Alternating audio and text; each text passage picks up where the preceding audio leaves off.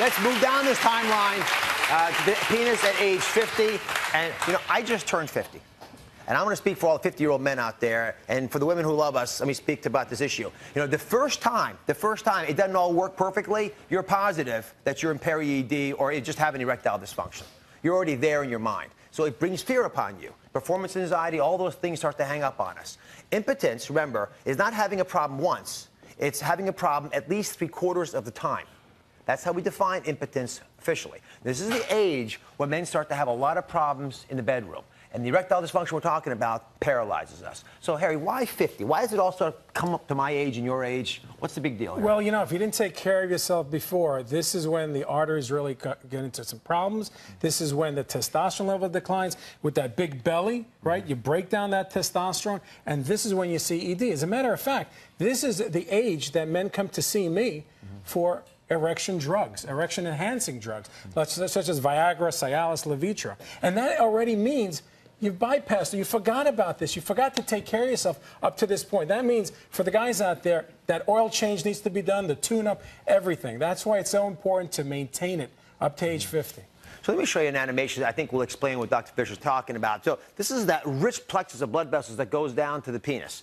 And if you look at how the blood goes down there, it goes through 2 major red arteries along the back of the penis. And as they engorge, they'll dilate up the tissue underneath them as well. They'll squeeze off that blue vein so it can't get rid of the blood, and all the blood stays there while the erection lasts. That inside that you see here is what I showed you in that cadaveric organ in the very beginning of this segment. Now, what happens is you get to age 50 and beyond sometimes, if you've been smoking or you have, a little bit of diabetes, hypertension, you have plaque in there. That plaque blocks the arteries that bring blood down to the penis, so the red arteries no longer dilate. If they don't dilate, you don't get the engorgement, doesn't compress on the veins, and you don't get the erection that so many of us desire. It certainly doesn't last as long. So here to demonstrate, I've got 2 volunteers, John and James, and we're going to demonstrate exactly what we're talking about with blood flow to the penis. Okay.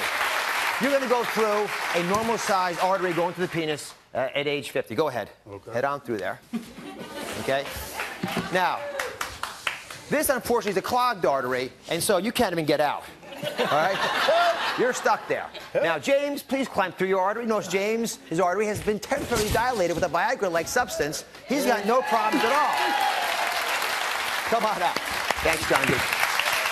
Now let's move down the timeline to the penis at age 60, and this is where the prostate comes into play. Harry, everybody I know who's 60 starts talking about problems with the engorgement of the prostate. Why is this happening? You know, not everybody should have a problem. In fact, I think people should sleep all night. And the problem is when men get up at night, it's because the prostate gets bigger and the urine stream is not what it used to be. And what happens is, isn't it interesting that the most erectile dysfunction occurs right around the same time as people have prostate problems? Yeah. So you could actually improve your prostate and erections at the same time. Similar approach? Similar approach for sure. All right, where's Michelle? Michelle, come on. Hey, Michelle. Thanks for joining us. How are you? You're Harry Fish? Nice Michelle, where's your husband over there? In the blue. In the blue. Hi, Michael. Michael looks so guilty over there by himself. Hey, Dr. Oz. All right, so this piping bag, we're going to say, is Michael's bladder and urethra. Okay. Okay? And you can go ahead and take it. And just squeeze a little bit of urine out of there. There, pull it up a little high. There we are. Good. Perfect. Now, normally, of course, Michael, when he goes to the bathroom, wants to go like this. Now, let's just say that you're the prostate, and it's a little bit enlarged. I want you to clamp your finger down there and squeeze that off. No, nothing's happening now.